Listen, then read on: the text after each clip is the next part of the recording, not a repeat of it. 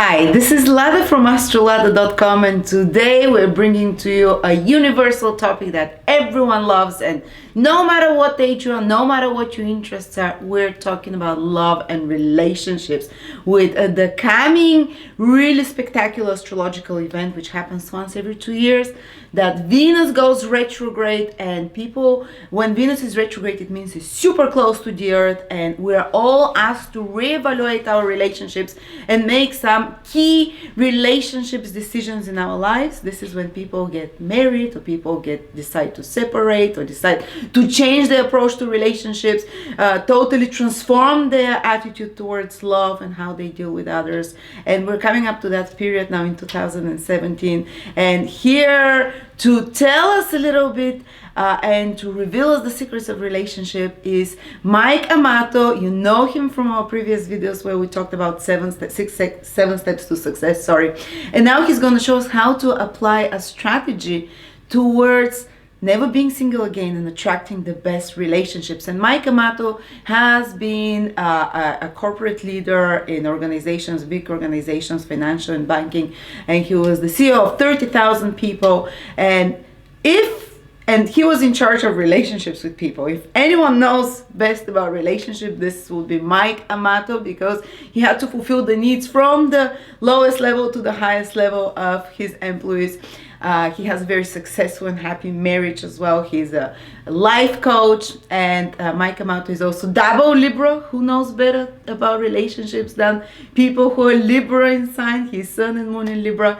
And Mike Amato is here with us. Thank you so much for coming again to join us. People love your previous video. They want more. They want to hear your advice. You're successful in every area of your life, so we want that secret. And why are relationships such a pain in the ass? And why are they not working out for so many people? Thank you very much for the introduction. Thanks for saying I'm successful at every part of my life. I'm not sure. If it is true, let me tell you, it's been a long and winding road. But I've never been so excited to talk about Venus before, Lada. You make the stars sound so interesting to me. But I'll tell you, you ask a really good question. It's a fundamental question, actually, of life. So when we think about relationships and what role they play with us, it's one of the things that we strive for more than almost anything else. Other than our relationship with money, which we think is the most important, is actually relationship with other people. It is actually fundamental to what it means to be a human being. And one of the questions is, why do we tend to do so many things wrong with relationships? I mean, we continually do the wrong things and hope for a different result. And so to me, it's just a fascinating topic. And it's fun to bring not only a little bit of experience with this. I've been married twice, just so you know. I've got a couple children, which, by the way, is a type of relationship, obviously. And the whole idea about how do we bring a thought process into this so that we can define success in relationships, and I think make success repeatable. Look, if you know anything about me, what you know is that I like to break down things to their most common element, and then reconstruct them in a way that sort of flips the narrative and produces a very, very different outcome. Efficient outcome. Efficient outcome. This is someone with Mercury in Virgo, by the way, guys. Someone was asking me last time what's Mike's astrology. Mercury in Virgo. We like to break things, systemize them, logically see them. Mercury is our communication, so no one can do it better than Mike Amato here. And I just learned about that. I had no idea. Yeah, you're the best. Like when we have problems, guys, like so many friends of ours, we go to Mike and ask us, Mike, break it down for us. Tell us what to do now. And he gives us such a logical and different approach that we were not aware of. And that's so simple. And it's like, duh, how didn't I think about that? And Mike will share with us now, but why don't some relationship work? Most relationships. Yeah, a great question. And it's so fun to sort of break it down. And like you say, duh, why don't we do these things? Because the answer is we know these things. Part of a coach's job, a good boss's job, a good parent's job, is to sort of help uncover the answer that the person knows inside. And so that's kind of how the process works with relationships as well. So why doesn't this work is a really great question. Why do we have so much trouble with this? Because think about it, you have people that are desperate for a relationship in their life. I mean, and I'm pretty sure everybody at one time or another feels that desperation, saying, I just want somebody to be in my life that I can share my life with. And I have so much to give, and yet I can't find somebody to give it with, share it with. And by the way, I want things from my partner as well. So there's this real intense drive to have this happen in our lives, right? Also, there's people who are in relationships, and people that are in relationships but are single. And by that I mean that if over half of the marriages end in divorce, and I'm sure it's over half now, then if that's what happens, what's going on in terms of people that are in relationships that are not fulfilling what they want? Or maybe even worse, maybe they're relationships that are actually taken away from that person's life, that vitality, etc. Oh, yeah. So there's very big extreme in terms of people that are in relationships. And honestly, I'm not sure which is worse. The person who is lonely says that's the worst feeling in the world. The person who's lonely in a relationship would argue and say, I think that's the worst feeling in the world. I think it's worse. Like nothing is, nothing can be so destroying as a difficult relationship, to be honest. Exactly. And we all have examples of bad relationships or failed relationships. I shouldn't say bad, but failed relationships. Gosh, so many funny stories as you talk to people about what their lives have been like. One of mine, when I was single for 10 years. And one of my stories was I met a delightful woman that was set up by a friend. So most of my, I'm the master of the first date, Lada. I love going on first dates, just because I like to meet people. And most of my contacts were referrals from friends, and which I really liked. I'm not really into the random thing about running out into a restaurant or a club and saying, hey, I just found the person of my dream there. Although it did happen. However, it was so cool to be introduced by friends who said, here's a great person. And this one story that I'll tell is, by the way, one more caveat. While I dated for 10 years, I had a lot of great first dates. I cannot think of one person who I wouldn't talk to with fondness today and be friends with today. So I want to make sure that I make that point, because this person was a delightful person. And I really liked her. In fact, we sat down, we started talking. And I was kind of, wondering how this was going to go. Always, I was a little bit guilty about judging a little early and trying to figure out what's happening here. But I'll tell you what, it's one of those dates that the more we talked, the more engaged I got. I thought, this is really interesting. Our conversation is almost like, think about climbing a ladder. And think about elevating in every part of the conversation to a much more interesting subject and connecting. And energetically, I actually found the connection taking place. And I believe she did too, because, typically one person doesn't have that feeling. But as we were talking, it was interesting because somehow the narrative she'd heard was that because I love to go on first dates, I must be dating lots of people simultaneously. Serious date. Yeah, which wasn't actually the truth, right? But what I was dating was sequentially, and so she said, look, Mike, you're a great guy, and I'm really having a great time, but I want to stop right now and say that, look, I hear that you like to, you're dating a lot of people. I hear 50 people or something like that. But she goes, you know what? If you're dating 49 other people, don't count me on being the 50th. I won't be them. And I'll tell you what, it just popped the balloon. I mean, it was like, I know she didn't mean anything necessarily by it. I think she's probably saying something very good around saying, hey, let's talk about boundaries. But I don't know what it was. It just ruined the energy. And so I felt bad because we talked after that and we were friends for a little while. So it wasn't an issue of not liking that anymore, but it just kind of killed the magic in that what it felt like a person who was saying, here's rules, and it felt like a control mechanism on me. And at that point in my life, I wasn't interested in getting to a controlled relationship. Yeah. So again, something so small can actually kill it. And that's, where is it coming from, do you think? Why would she react like that? Gosh, if you think about the stories of, I love talking about dating stories. Yeah, tell us a few dating stories failed dating stories. Okay, I'll tell you one that comes to mind, and I'll tell you then the reason why. All these stories kind of have one common theme around them. That ruins them. Yeah, I think that ruins them. For example, I have a friend, and she's a wonderful woman, and I introduced her to a guy who's a wonderful guy. And I thought, let's see what happens when we put these two people together. And she told me the story later. So apparently that a nice evening, he's a good-looking guy. He's very articulate, very fun to talk to and everything. But she said he just wouldn't shut up.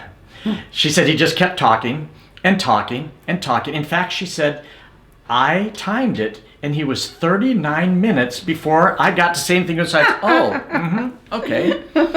And so she said it was like finally I just couldn't get out of there fast enough, even though this guy had, you would say, all the superficial characteristics that you wanted in a person. Looks, does a great job at money, In fact, another story that relates to that is the whole superficial thing. I've heard of people on dates before, and this was a guy friend of mine, and he said the woman interrupts and says, "Gosh, I'm sure having a great time. You're ticking all the boxes. You don't live at home with your mom.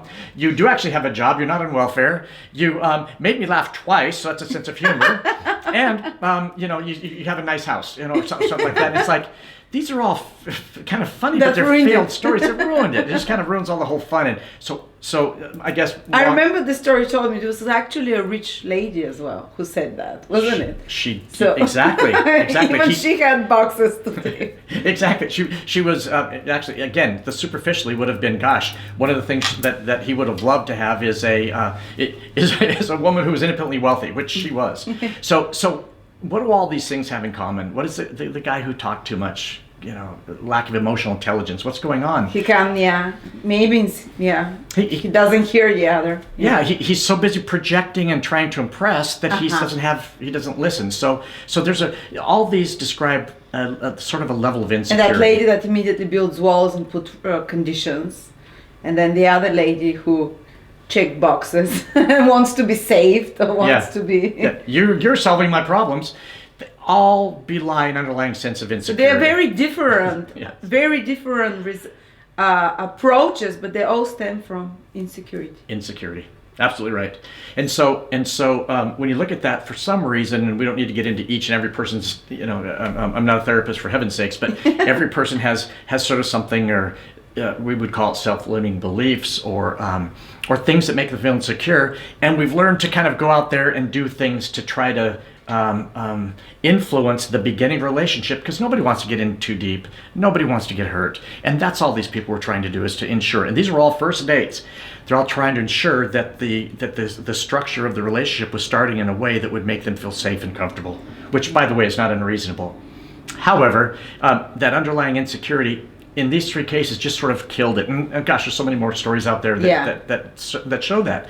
So when we have this insecurity, go into a relationship with another person, and you think about the kind of the failed notion is that the whole idea about the movie "You Complete Me," right?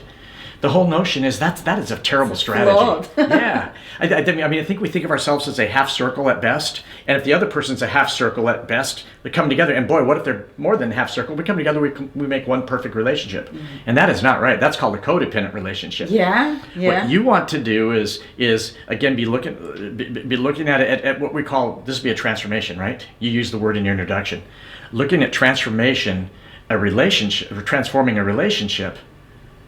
But the relationship's in you.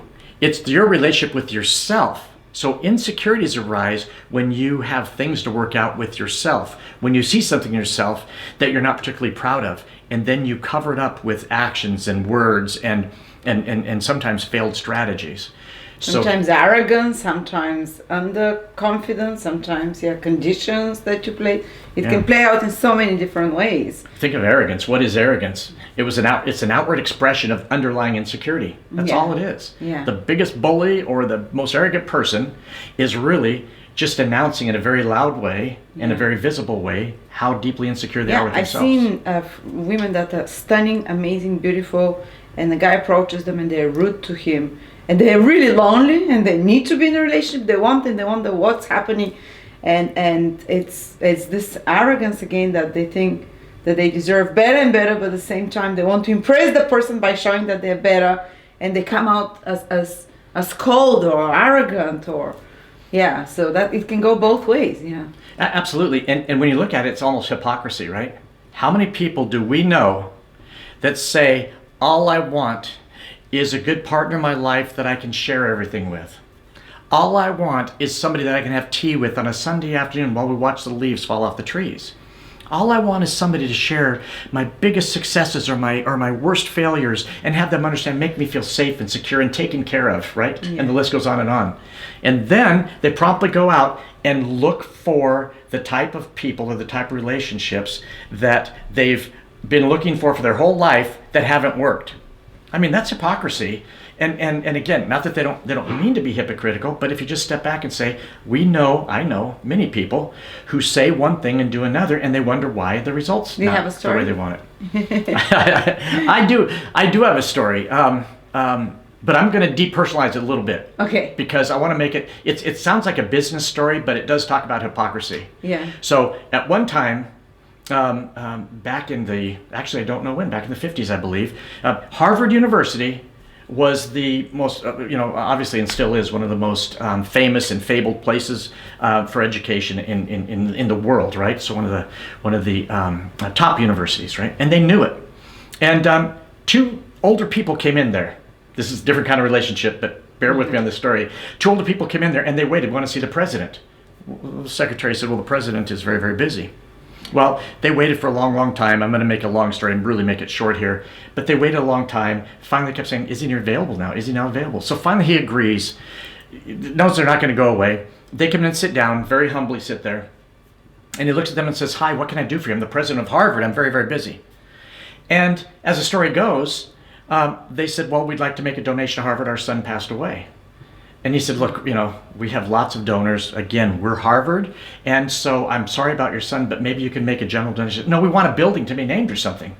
After our son. After our son, yeah. Sorry, no, can't do that. So again, the story here is about how arrogance can blind you to what goes on.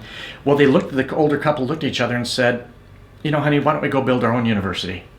And the Stanfords did. They went to Palo Alto and created Stanford University. Oh my God. So they had so much to give to Harvard, but because he looked down on them and thought they were just time wasters. And how many times then, how do I tie that to this? I'm sorry, that story came up in my mind when you asked, but how does this tie to this is that arrogance can create a blindness that maybe there is somebody in front of us who is actually a jewel, but we can't see them because of our own blind arrogance in what we believe we deserve. In fact, we don't believe we deserve it. We tell ourselves we deserve it.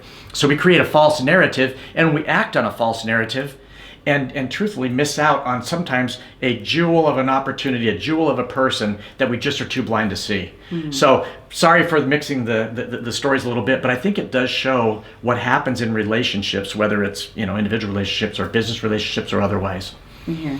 So the idea is then to say, all this is, so what are some of the issues that I think contribute to challenging relationships? And the thought is, well, great, Mike, but what do we do about it? How do we change this a little bit? This insecurity that either makes us arrogant or makes us underperform or not believe it. There are practical steps, are there? Yeah. I mean, there is a way that someone can come and save you, but that's like winning the lottery, isn't it? And you can't, if you're gonna be sitting there hoping this will happen one day, it's like giving your life and freedom and free will to to powers beyond you. But there is practical, logical steps that are very reasonable you can take to actually create relationships and never be single again. That's right. What would they be? Well, I say, actually beautifully said, because there are steps you can take. Another word, again, go back to this word transformation, is really what we're talking about. And the question is, how do you transform your belief system in order to get the desirable outcome?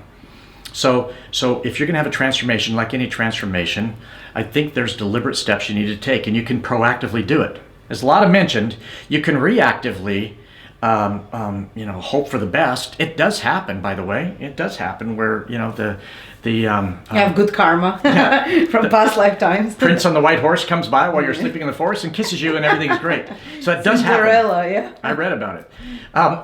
But otherwise, you might want to do something proactively to make it happen. To create good karma.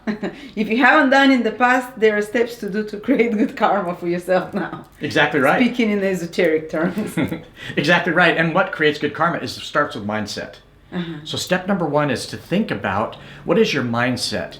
And what happens is, besides insecurity, there's another common denominator, a lot of that we're talking about here. And that, can I call you Lada or do I have to call you Astrolada? So there's one common denominator here that we're really talking about in terms of what we're really describing is this individual, besides being in a situation where, now I forgot my trail of thought because I was asked you about Astrolada. but I think one of the things that's going to come back to me in a moment, everybody, but as you look at the mindset change and the narrative change, what we want to do is to say, rather than think about this, I got it, from a position of lacking, Okay, so what we do is we beg the universe, and we kneel by our beds every night and pray for our God, or go in the forest and meditate for the universe to send us the right person in our life. And we begin to build a narrative that says they don't exist, they're not out there, and I kind of lose hope. So when you look at it that way, you're going out and looking for something from a position of lacking. And what that means is that all the energy about you is, again, hey, what says love more clearly than begging, right? I mean, it's a turnoff for the other person. So you're sending out energy and not good karma when you're coming out from a position of not having. And the trick is to flip the mindset, because while you don't have something, how do you do Jedi mind tricks to come at resolving that issue when you really don't have it, but not come at it with an energy around lacking? That's a huge part of this. I remember you gave one example the previous time. If you know the key is in the room, you're gonna look for it. If you don't know the key is in the room, you're not gonna even make the effort. You might say yourself love exists, but if you don't believe it, that love is possible, you're not gonna make the efforts, kind of, isn't it? So That's the right. first thing is convincing yourself it does exist and it's possible. Exactly. And it's just not from a mantra standpoint. It actually is changing your belief system that it exists. Like you said, if you don't believe it's there, you're not going to go look for it. You're not going to have the right energy when you do go look for it. So how do you create a belief system around the whole notion of lacking? And the idea is to change your energy and your mindset towards the thing that you're looking for. And so the way you do that is to begin with sort of a vision and sort of describe that vision of what it looks like. Now, in other words, the outcome is this. So when I have the person of my dreams, I don't ever want to be single again. What will my life be like?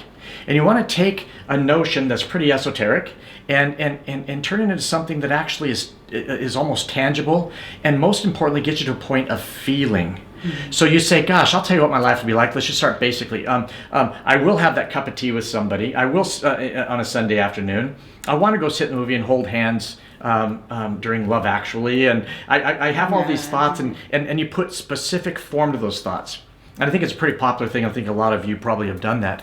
But if you begin to do that, you begin to associate the feelings that go with that, what the future looks like. Now you're creating the standard by which you want to work towards. Now you're creating the objective, and you're not saying, I don't have that, I want it. You're saying, when I get there, it's going to look and feel and be like this. It starts feeling real. When you start imagining it, I don't know about you guys, but my imagination is vivid when I imagine something. Sometimes even if I've said a lie, I can convince myself it's true if I repeat it enough times. It starts becoming tangible. So it's the same thing. You're creating this image of the perfect relationship inside of yourself. Exactly. And it starts the vibration starts attracting those circumstances, or at least you start believing it's possible. Yeah, because the theory is the lies we're telling ourselves that chase away relationships, mm-hmm. they're just as unreal as what we think the vision of a perfect relationship looks like. Mm-hmm. If I could say it in a different way, I would say, what is real about our belief systems anyways? They're all changeable.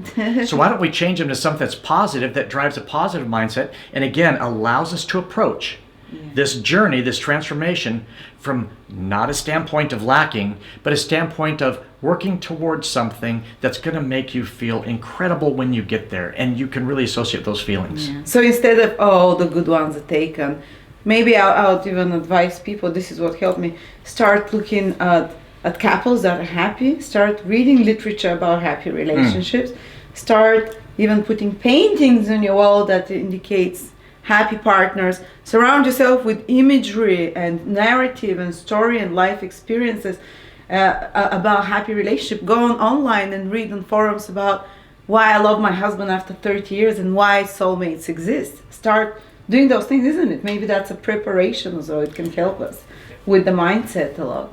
Yeah, exactly. And in my life, I made a decision after being single for 10 years. I remember going to have drinks with two work colleagues. And I remember saying to them, I'm ready. I'm actually ready. I may have played in the shallow end a little too long. I'm ready to change. And so they said, what does that mean? I said, well, I want somebody that really I want to be with, and I want to get serious with somebody. They said, great, well, what does that look like? And I said, well, I don't want this, and I don't want that, and I don't want that. Yeah. And they were so smart, they said, stop. Quit telling us what you don't want, because what I'm doing is I'm manifesting that, right? Yeah. Tell us now what you do want. And just briefly, I said, gosh, I want somebody I want to be with more than anybody else. I want somebody who I can share everything with and who knows my weak spots, knows my strengths, but accepts me for who I am. And I want somebody who just makes me feel happy that I'm with them every time. And they said, okay, what else? And I said, gosh, I'd like to be 5'6" to 5'8", brunette, and gorgeous, and makes me happy in every way. You know, so it's funny. So we had a good laugh at that. But I'm telling you, 10 days later, I missed on the 5'6" to 5'8", so it's 5'5". 10 days later, I mean, it all just kind of it all just came together. Your wife appeared. It When you appeared. made the decision, I'm ready. Yeah, And focus on the positive that you want. yeah, exactly. Changed what I thought was, oh, it's not real because I'm just fantasizing. No, I made it real. I mean, I'd like to say I made it real by bringing it to life and living with that image. Yeah. So Lada, to recap, the whole idea of the first step is to change a mindset around a reality that you do want to create and make the decision that you're going to transform and do things differently in order to bring that reality to life. Make sense? To believe that the key is in the room. To So believe the it's key is in the point to look for it. To look for it. That's right. That's right. In fact, remind me, because that's the third step you just got to. I'd really like that. Look, the second step then. So so great, Mike. Now I know that I have this vision. I've got this idea. And by the way, how many millions and billions and millions of people have done this very step? All right. So it's not the secret. It's the beginning. So then the question is, so Mike, what do I do next? Where do I find this person? It's like, no, don't start to go find this person just yet. The second step is now to say, this is what we want. Now step back and say, let's look at yourself. Okay, I knew there would be self. has to be. It's not gonna be so easy to make a statue of someone and imagine him every day and get him into. Wouldn't that be nice? Wouldn't that be nice? And again, if it works for you, do it, and God bless you. I think that's great. But I think the second step is really important. The most important relationship that we have in our lives is with ourselves. So if you're out there and you want somebody in your life, the most important thing you can do is look inside yourself at the person that is in your life and will be in your life as long as you're alive, and that is yourself. So what does that mean? Insight means to look inside. So what do? Look inside and sort of assess yourself. A key point here, not judge yourself. And that's what we do so destructively.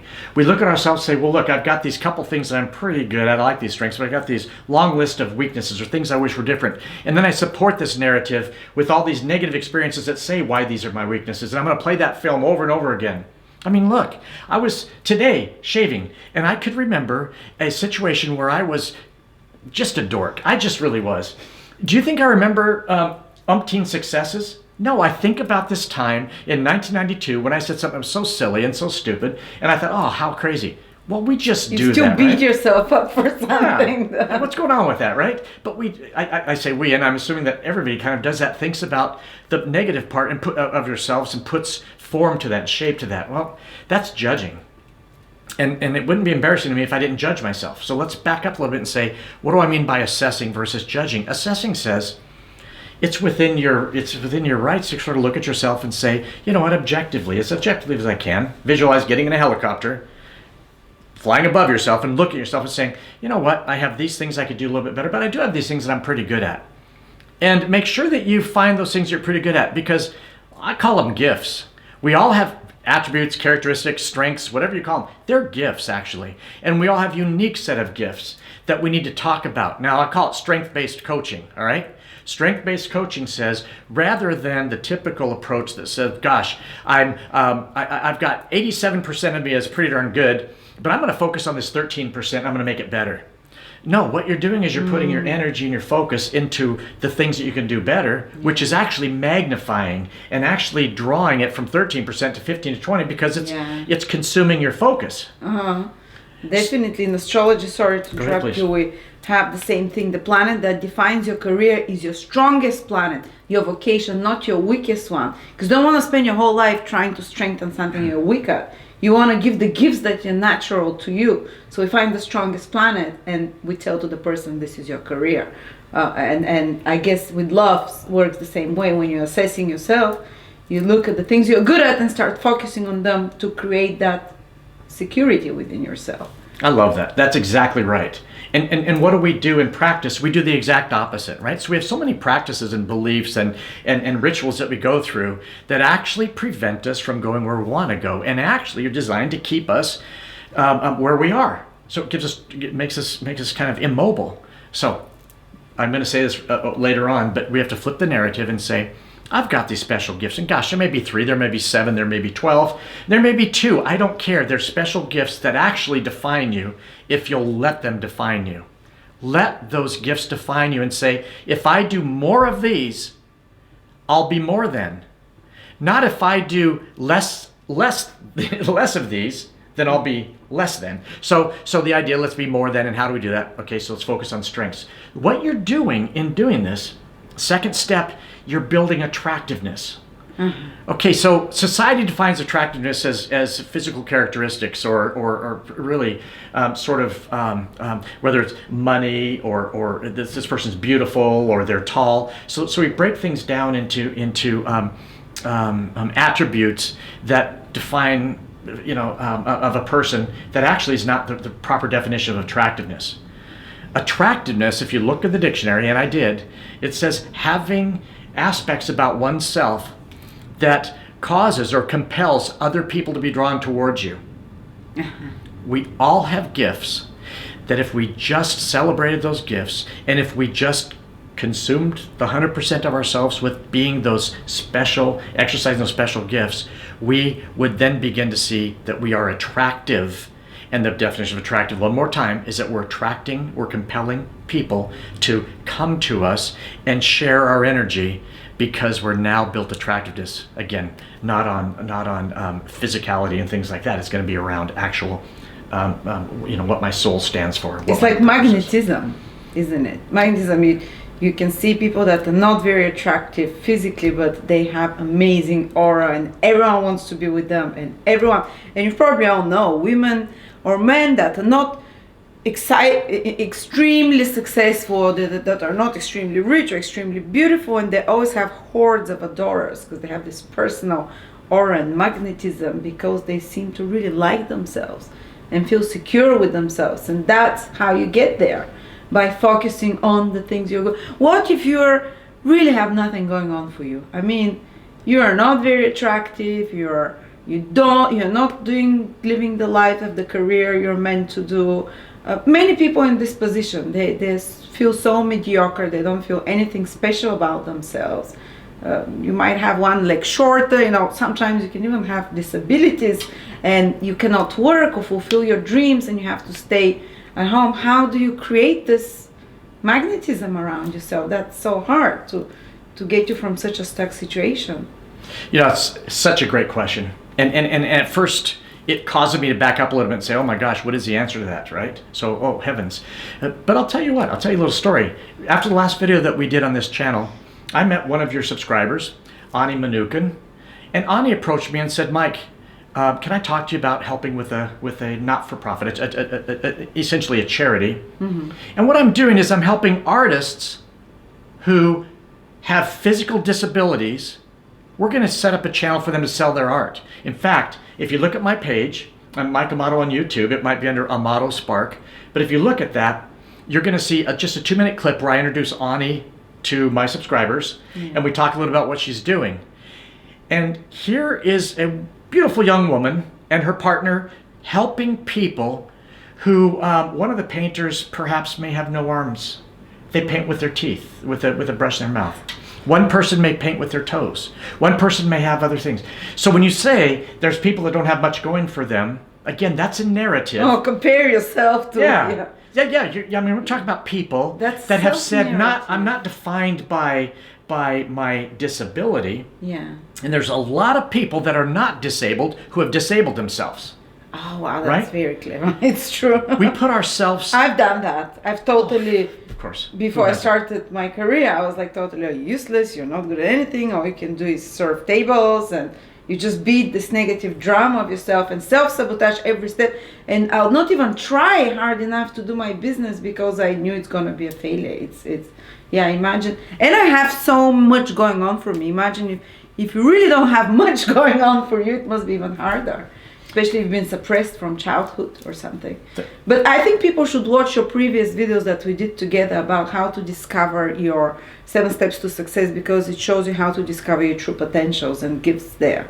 And you have to walk through those steps, because all that video, the 7 steps to success, actually is the second step of this video, which is becoming attractive, creating this magnetism.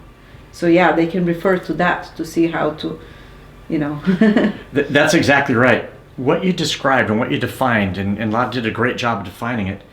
We put ourselves in a prison, but it's a prison with no doors and no windows, no bars. It's a prison we can walk out whenever we want. And yet we keep ourselves there because of the way we speak to ourselves and the way we look at ourselves.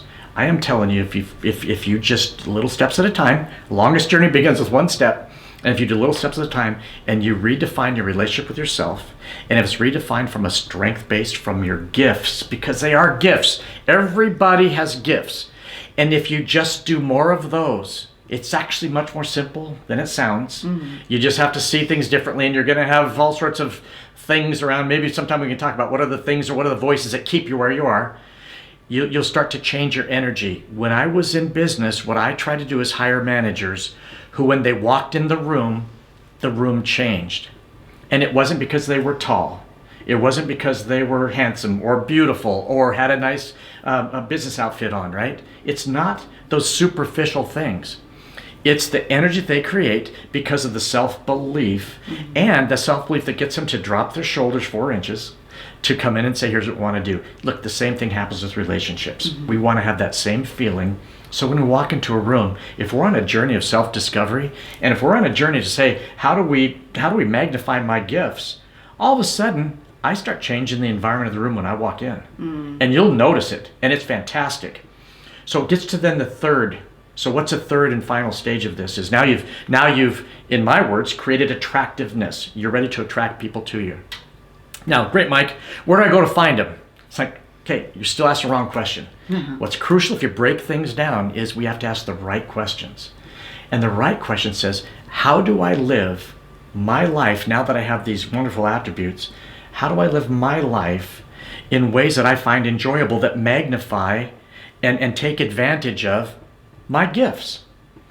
And what do I do? So now you define what type of activities do I do in my life? And you go there and you set out to have a spectacular life. If I could underscore anything in this video with any more emphasis than that, it's you have the right to a spectacular life. And you get to define what spectacular means. And if you go out to live that spectacular life, rather than saying, I'm going to wait, which I used to do, I did not go to a movie by myself my entire life. I said, I'm going to wait till I have my life partner, my perfect partner. I would talk about, I went to Disneyland for a business meeting one time. And I didn't go out and even really leave the hotel room because I was waiting. I didn't want to go and have this experience. How wrong is that? So the idea says, let's go live spectacular lives, that things that take advantage of our wonderful gifts, and you watch what happens. The perfect partner is an outcome of the input. And the input is, I've got the right energy. I believe in myself. I'm on a journey to understand myself better. I'm magnifying my gifts. I'm changing rooms wherever I walk in, and you will see who comes to you. Attract, manifest, whatever word you want to use. Now people are coming to you. And you'll find that as you're approaching that wholeness, which, by the way, it's tough. It's not like you arrive and you get there, right? So it's a whole life just approaching. It's like standing on a ball, right? You can never stop and relax. So when you get that wholeness, you will find that people that come to you, that are attracted to you, you'll actually send them away, because what they will say is, please make me complete. And you will say, wow, I'm not here to make you complete. You will have the air go out of the bubble in that energetic exchange with that person all of a sudden. And it would have been somebody that you might have, somebody that you might have entered into a relationship with. And if past is a predictor of future, probably wouldn't have a happy ending. So now you see, you change your persona, you're in pursuit of spectacular, and you're drawing people to you that are ever more spectacular, and actually, without being arrogant, because it's a very important thing not to be arrogant, right? Without being arrogant, you're finding somebody who's worthy. And that's what you want. Now when you go back to your vision that you described at the very beginning, and you said, what do I want? How do I want to feel? I want to feel like there's somebody who's worthy and adding to my spectacular life. Not somebody who either takes away or depends on me, or that I need to believe I'm spectacular. To create this, yeah. So that's why I probably have so many men chasing me, because I'm living my spectacular life. A lot of them lining up outside the window here. Look at them all. I love it. Yeah. So, since I started doing what I love, astrology, I feel so much more magnetic and I've attracted my soulmate, my perfect partner. Yeah. And before that, I was younger, prettier. I wore high heels and sexier clothes and slimmer. She was younger and prettier, I have to tell you. Thank you. Sorry. But I wasn't lucky in love, because I was approaching people from this point of view. I want you to save me. I want you to make my life better. And the really successful, amazing men, they would kind of, they can have fun, but they would withdraw. And then when I built my own, discovered my strengths and lived them, which is the third step, live your strengths and live your gifts, incorporate them, then this magic happened. Yes. And without even looking for a partner, I said, like, I'm not looking anymore. He appeared. And it was like, wow. Is that wild? It is absolutely. And it's not about appearance at all, because it's, even if I was 70 now, if this is when the process happened that I would discover now my partner, it's not about appearance, it's not about looks, it's about this generating this energy and living it. So I am those 3 steps, I didn't do them consciously, just life took me through them, and I'm a living proof that it works. And for many years I stopped believing in soulmates, and then he appeared. So before we wrap up, can we talk about soulmates for just a quick moment? Because you raised a really important issue. So first of all, congratulations, because you just described a transformation. Okay, so what we're trying to do is transform from a place where we maybe want to be better to a place where things are better. So you did a transformation, and many of you have done them, and it's a very difficult thing to do, I think, without a structure. Having a structure helps me. Being a, what did you say I was? Virgo Mercury. Virgo Mercury, double Libra. I had to look at it a certain way. But anyway, so I find the structure very, very helpful. But I have to say about soulmates is, what's interesting is we all have this quest for soulmates, and sometimes we sort of trick ourselves into believing we have a soulmate because it's infatuation and it feels like a soulmate. Sometimes it is a soulmate, and what you'll find is that actually the belief is that if I have a soulmate, my relationship is effortless. And that's a big, big, big mistake. Sometimes the person we're most compatible with actually creates the most sparks with us. And soulmates are that person, depending on your belief system, 2 souls coming together, and they're souls that have been designed to be together, and they actually create more sparks than any other type of relationship. So does it mean you don't have effort in a relationship? No, sometimes the perfect relationship takes effort. Now there's thoughts around what type of effort and how do you know, and we let's not go there today. But let me just say that please remember that as you find a soulmate, it takes work and it takes some effort. And by the way, that requires a continual investment and growth. Because a soulmate, if it does nothing else, requires growth. And that's what a spark is. That's what a discomfort is. It's an opportunity for growing and expanding that relationship. So I wanted to make that point because, hey, I believe my wife is a soulmate, okay? I do. And yet, wow, have we been through a journey? But it's been a journey that says every step we've gone through, we've survived.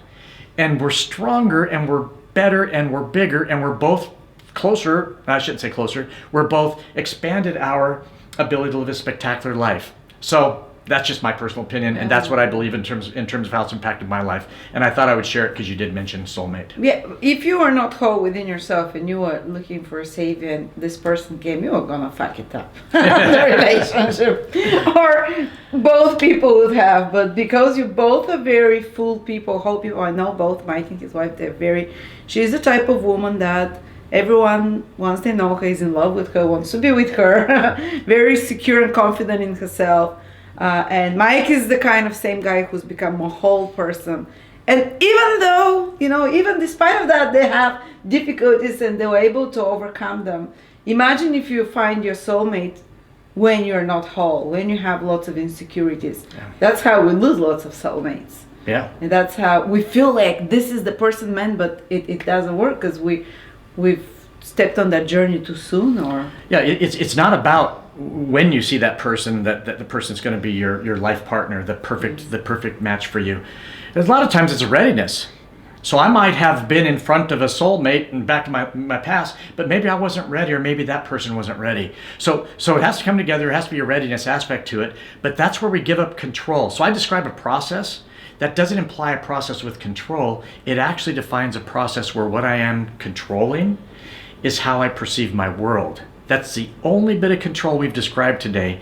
And if I believe that I can, and again, have a vision about that I can have a partner that's worthy of being with me, and I've developed attractiveness, meaning I focus on how to create an energy around not of lacking, but energy about I want to draw people to me from all over parts of the world, parts of the world or parts of my influence, sphere of influence. You want a harem. Which? Sorry.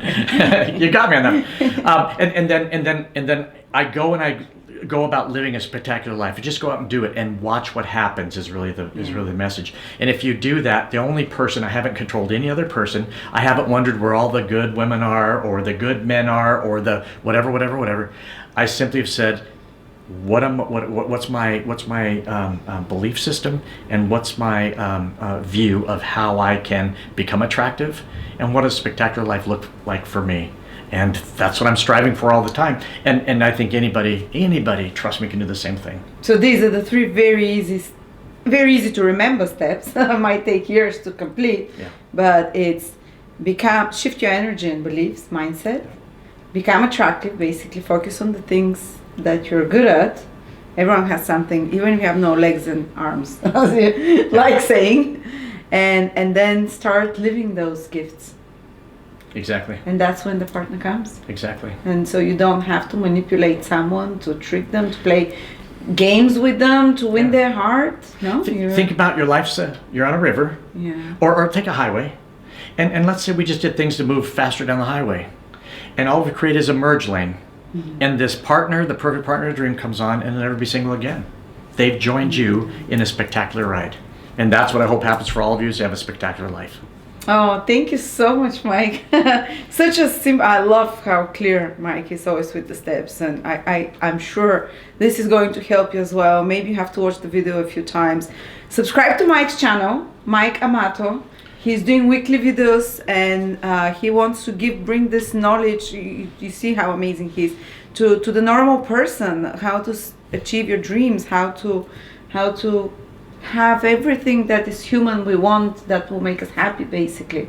And we're gonna do a Q&A with you, Mike. People are asking, they want Mike will be with us in the studio, or we'll do like a Google Hangout where you can directly ask him your questions over chat. And Mike, this is someone who has been head of top banks. I'm not even gonna say the name of those banks, but this is someone who's gonna personally help you with questions, personal problems that you have. And he'll tell them, and everyone else can listen and see how they can solve similar issues in their life. I'm sure people would be really looking forward to such kind of interaction. I'd love that. And in preparation, I'll try to tap into the wisdom of the universe so I can think of answers to all the questions. But I love doing it, and honestly, this is my passion, is to talk about these things. So it's just we better not do it, but I could go on for a long time. So thank you for listening to me this far. It's really nice to see all of you again. And let's have that Q&A session soon. Oh, with pleasure. Thank you so much, guys, Mike, and guys and girls. See you soon.